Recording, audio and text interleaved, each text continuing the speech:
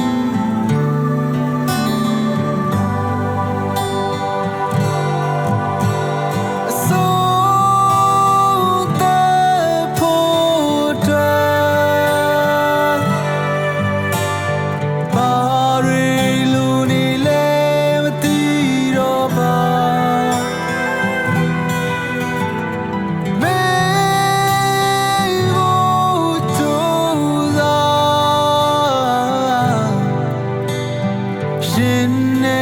မိမရတဲ့ခိုက်တန်